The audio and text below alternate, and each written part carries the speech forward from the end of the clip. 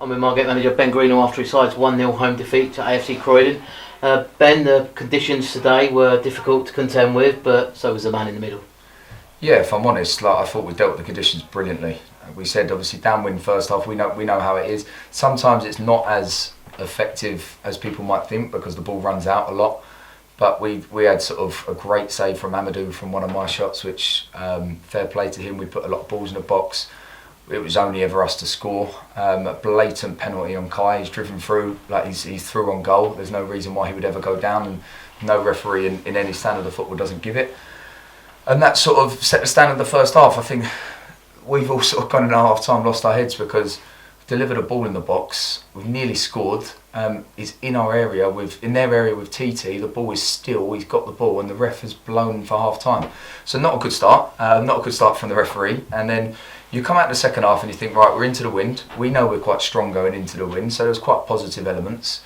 And I don't think there's ever been, in terms of against a good side, Croydon are a good side and they've been really good all season. I don't think there's ever been such a dominant performance that I've ever been a part of. It was only ever us to score. It was all us going through, and just some of the decisions are actually mental. And what I find really hard is we're now walking away from here today getting 0 points, and the referee just gets away with it. I think when players make mistakes, they come at the team. There is no way that referee should be allowed to ref at this level again, because he's even speaking to their players. One of their players for the second penalty claim out of 4 guaranteed penalties, which we've all watched back now. That's why I'm a little bit later today. I'm watching back. I can't get my head around it. The referee has gone to me, it's not handball, he's done this. And first of all, he's done this anyway, but that is handball. So I can't get my head around how the referee does that.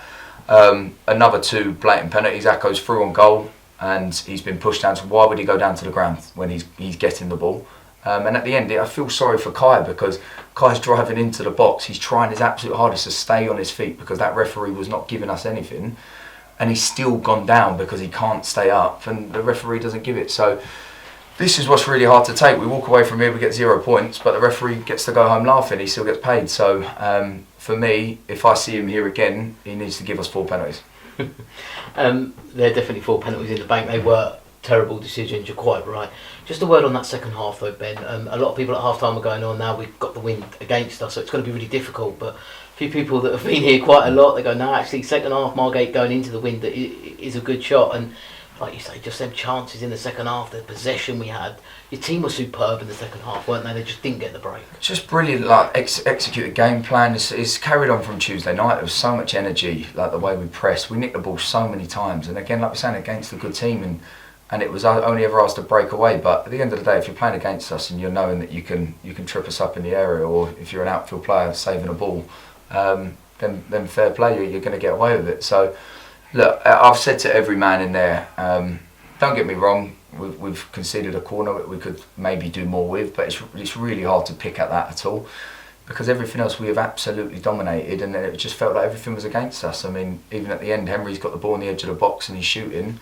One of their players is down for head injury, and for some reason he gives it back to the goalie. Like, linesman's trying to help him out, but there was no helping him today. And I'm disappointed at that, because normally we've had him a few times, I've spoke to him well before, but today it was just outrageous, the decision making, the lack of yellow cards in the first half. I know Cads, he ain't purposely done it, but it is a yellow card. If he'd purposely done it, it'd be a red card, because he's come relatively high towards the hip area. And I just think when that's up against you, you'd expect most referees at this level, when they've gone in at half time and know they've had absolute howler, they might help you out a little bit. It just kept getting worse. So I think that's all we can take from today, because like you said, the performance for both 45 minutes was brilliant, and there wasn't a spell today. Like, you look at the Sevenoaks at home and even the Whiteleaf at home. Whiteleaf at home, we had a dodgy 5-10 minutes because they're a good side. Sevenoaks 15 minutes. Today, the whole game, whole 90 minutes was brilliant. Everyone has grafted so hard, and we're without players again. We've had to sort of still go with a similar shape, but with a few players that wouldn't normally play in that area, and Blackie's had to come off injured.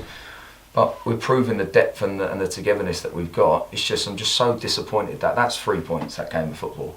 And then we're on 16 points. We're a lot more positive position. We'll probably go into the playoffs and we're kicking on. But when a referee takes away 3 points from your season, that can be vital at the end of the year. You look at last year, we finished at Burgess Hill 3 points off them. off the top of my head, I think they might have had better goal difference, but that could be a home game in the playoffs. And it's just what happens? What happens now? Nothing. That referee refs again, we lose the 3 points, and we just have to carry on with it. I know you were clearly frustrated after the game, and rightly so, with that referee performance, but was one of the credit actually of your players this afternoon that they managed to keep their composure and they didn't get themselves yellows and red cards from the dissent, because it could have quite easily happened with some of the decisions we saw. Your team's come a long way in that respect, haven't they? Yeah, look, brilliant. I think TT got given a dissent, which all he was trying to say was the linesman is telling you we had the ball. But again, you look at that, we get that dissent, that's probably going to be a £100 fine.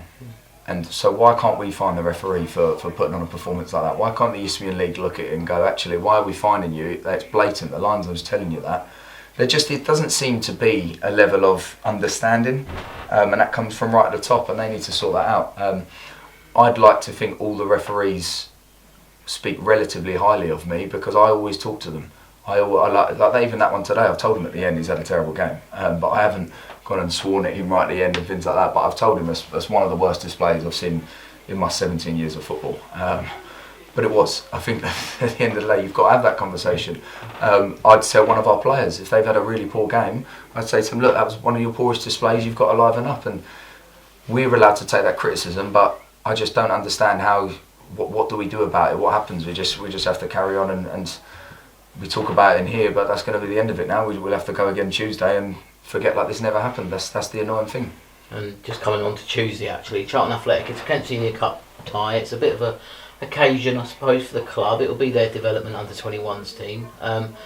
What are you looking for from your side Tuesday? What sort of side can we sort of expect? I don't expect you to give us your 1 to 11, but if fans come into Tuesday night's game, what can they look forward to? I think the one thing we'll always be consistent with is the people that play are the people that are around it. And like we've had a few young lads that have been around it, probably not as much recently, where a couple of players might, and obviously I'm not going to say exact names because we're trying to get them out getting more first team football so that when they are ready they can come back. And the perfect example, that's Jack Peters.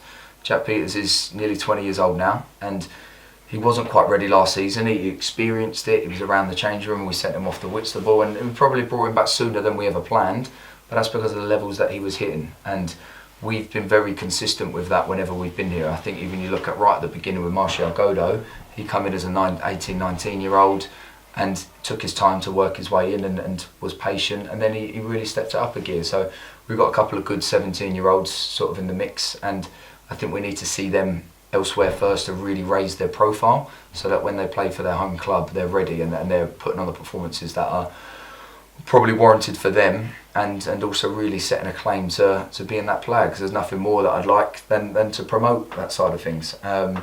We obviously lost a few in the past to Ramsgate and things, but those players aren't playing there at the moment. So that's one thing that we've always had to deal with, but the ones that have been around it, I will speak to them. Hopefully get them about, and we'll see where their availability is for that. But other than that, it'll be boys that, I'm not saying we're going to rotate it massively, it's still going to be us, and we're still going to put on a performance. So we just need to come away from here. I think the main thing is, there's going to be players coming out because of the injuries we've got, and that's what's mental. I probably expected to be coming in here, if we'd lost 1-0, I'd be expected to come in here and speak about Ron wasn't quite available to do another 90. He had to pull out because of his knee. Blackie coming off. We've got Derry, Ibbs, Kieran out, and normally that would be an obvious reason why you're losing 1-0 at home, but today we've put on one of the most dominant performances I've ever seen, but the man in the middle has killed us. That's brilliant. Thanks for your time. Unlucky this afternoon, Ben. See you Tuesday. Yeah, cheers, Ryan.